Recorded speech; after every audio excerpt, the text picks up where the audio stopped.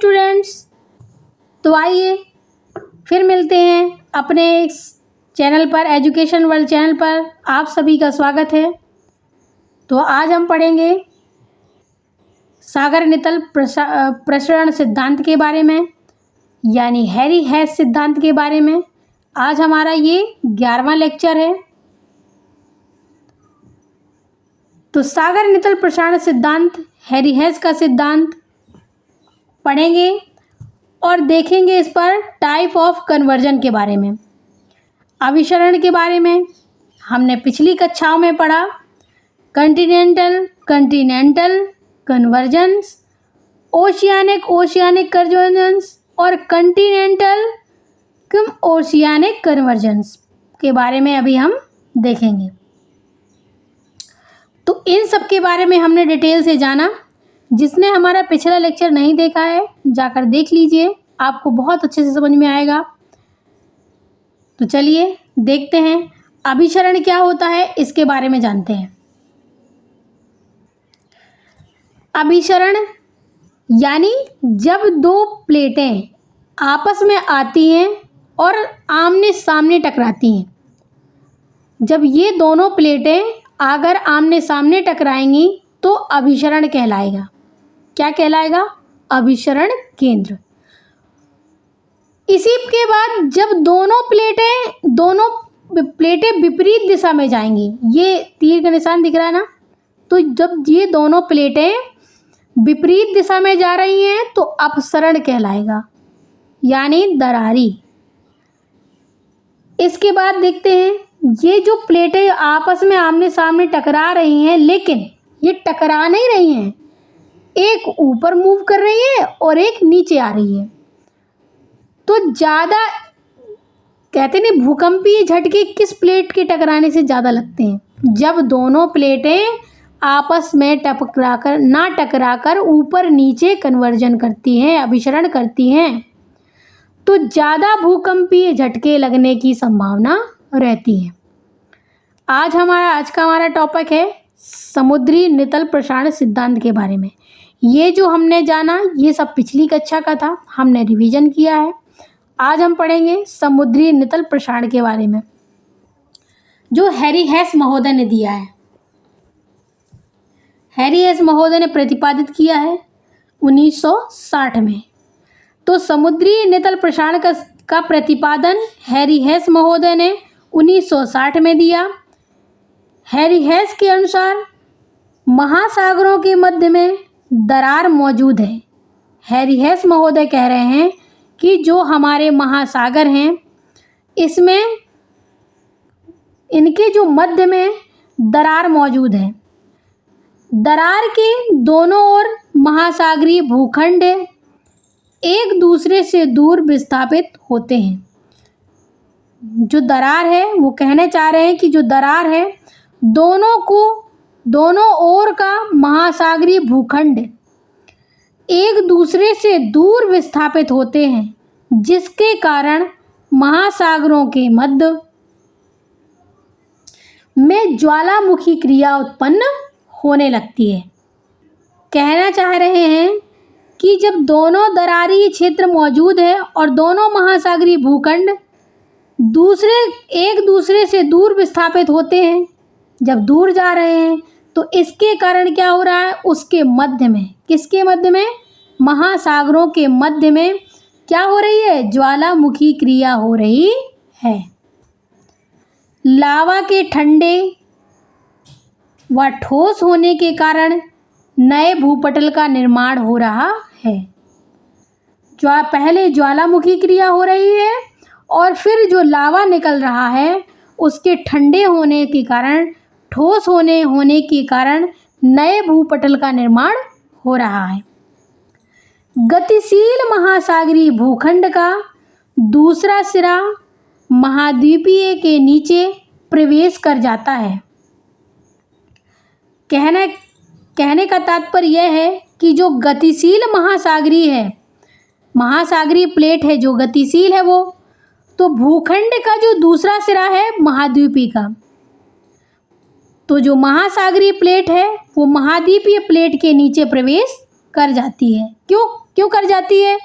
क्योंकि वो भारी होती है। भारी होने के कारण महाद्वीपीय प्लेट के नीचे प्रवेश कर जाती है तथा गहराई के अधिक तापमान के कारण पिघल जाती है। जब नीचे जाएगी तो नीचे क्या है? गर्म है, लावा है। तो जैसे ही वो नीचे जाती है और तापमान अधिक होता है तो पिघल जाती है, जिसके कारण महासागरीय भूपटल का विनाश हो जाता है। जब पिघलेगी तो महासागरीय भूपटल का क्या होगा? विनाश होगा।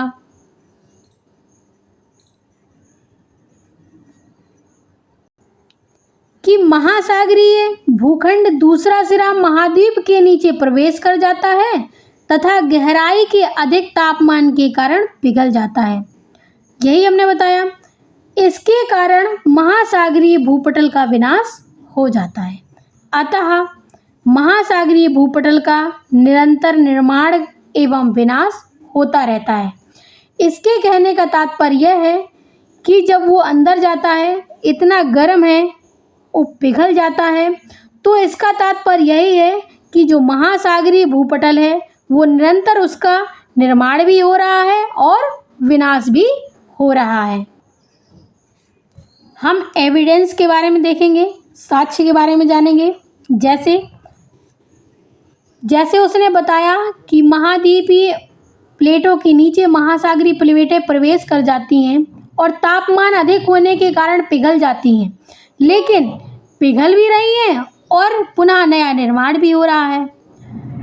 इसका साक्ष्य कैसा है?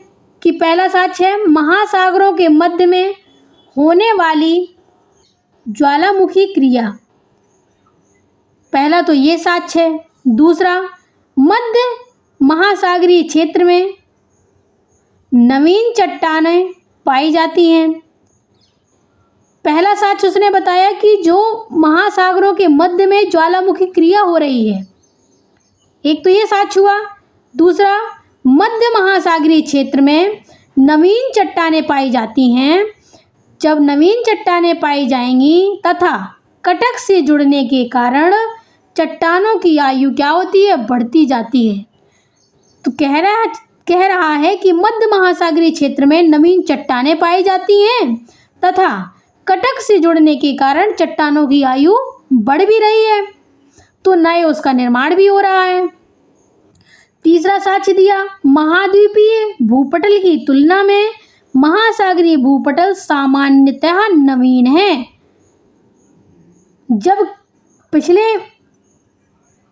अभी बताया कि महासागरीय जो भूपटल है वो गर्म है, नीचे जा रहा है, गर्म तापमान के कारण पिघल भी रहा है, फिर लावा निकल रहा है, तो वो ठंडा होकर ठोस हो रहा है, तो नए भूपटल का निर्माण भी हो रहा है।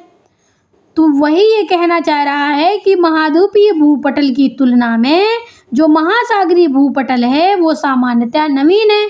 अब नवीन है, क्यों नवीन है?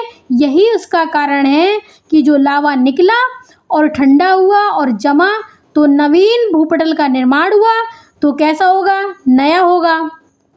तीसरा साक्ष्य देखते हैं। चौथा देखते हैं, पुराचुंबकत्व से भी समुद्री नितल प्रसरण की वृद्धि होती है।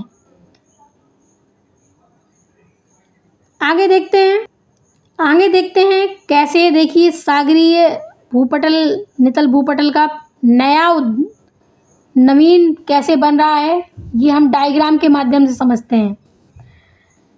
ये कॉन्टिनेंटल है और ये ओशियानिक है, यानी महाद्वीप हो गया और ये महासागर हो गया। तो जब ये महासागरीय प्लेटें और महाद्वीपीय प्लेटें एक दूसरे की तरफ मूव करती हैं, इनका अधिगमन होता है, तो महाद्वीपीय प्लेट हल्की होती है और महासागरीय प्लेट भारी होती है। जब महाद्वीपीय प्लेट और महासागरीय प्लेटों में आपस में टकराव होने के कारण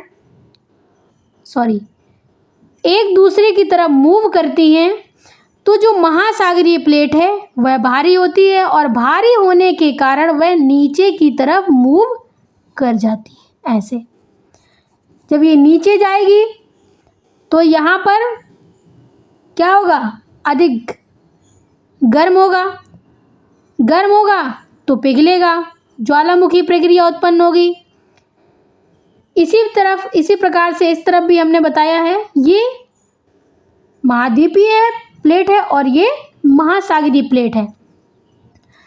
इसी प्रकार से यहाँ भी मूव करेगी तो नीचे गर्म है, जब यहाँ पर जैसे ही मूव करेगी और नीचे जाएगी तो यहाँ पर ज्वालामुखी प्रक्रिया प्रारंभ हो जाएगी इस प्रकार से। और जब यह ज्वालामुखी प्रक्रिया प्रारंभ होगी, बाहर निकलेगा लावा। जब बाहर निकलेगा, यह एस्थोनोस्फीयर है, एस्थोनोस्फीयर से ज्वालामुखी क्रिया बाहर हुई, बाहर आया, फिर ठंडा होगा, ठोस परिवर्तित हो जाएगा तो क्या होगा, नवीन भूपटल का निर्माण होगा। इसी को कहते हैं सागर नितल प्रसरण सिद्धांत। तो ये आज का हमारा लेक्चर था। आप सभी को अच्छा लगा हो तो दिल से लाइक कीजिएगा, सब्सक्राइब कीजिएगा। फिर मिलते हैं एक नेक्स्ट वीडियो के साथ, तब तक के लिए धन्यवाद।